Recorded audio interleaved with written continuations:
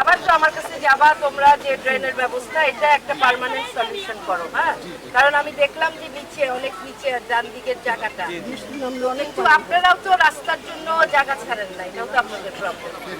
হ্যাঁ, আপনারা যদি জায়গা একটু ছাড়েন, আপনারা বুঝেন যে এখানে জমির দাম কত বাইরে যাবে, আপনার বাড়ির দাম, এটা আপনাদের একটু বুঝতে হবে। 1 ফিট 2 ফিট ছাড়লেও যথেষ্ট। শুনেন, আপনারা যদি 1-2 ফিট ছাড়েন, হ্যাঁ, এখানে ড্রেনেরও ব্যবস্থা করা হবে, তখন এই অবস্থায় তো ড্রেনেজ ব্যবস্থা কেমনে করবে, আর একটু ছাড়তে হবে। যারা ছাড়েন নাই তাদের উদ্দেশ্যে বলতে চাই যে আপনি যদি ছাড়েন, আপনার জমির দাম বাইরে যাবে, বাড়ির দাম বাইরে যাবে, এবং ড্রেনেরও ব্যবস্থা করতে পারবো। কিন্তু আপনারা যদি এতটুকু না ছাড়েন, হ্যাঁ, আপনাদের নিজেদেরই কষ্ট হবে, ড্রেন হবে না, কোথা থেকে ড্রেন করবো। আয় আল্লাহ, আমাদের এই মজমাকে আপনি কবুল করেন। আয় আল্লাহ, বিশেষ করে কামাল ইবনে ইউসুফের সুযোগ্য কন্যা, আয় আল্লাহ, তাকে তার এই সমাজসেবক কাজকে আপনি কবুল করেন। যারা আসে আল্লাহ, তাদের সকলের জন্য আপনি কবুল করেন।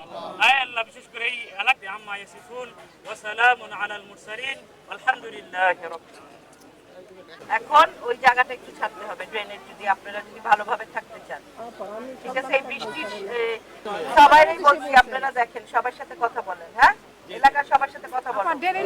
আমি একটা সুন্দর এখানে একটা ব্যবস্থা করে দেয়া লাগবে, রাস্তা কইরা একটা এখান দিয়ে গাড়িও যাবে, এরকম আপনারা ব্যবস্থা করেন, তখন আপনাদের পাশের জমিটাও মাটি ভরাট কইরা উঁচা করা যাবে।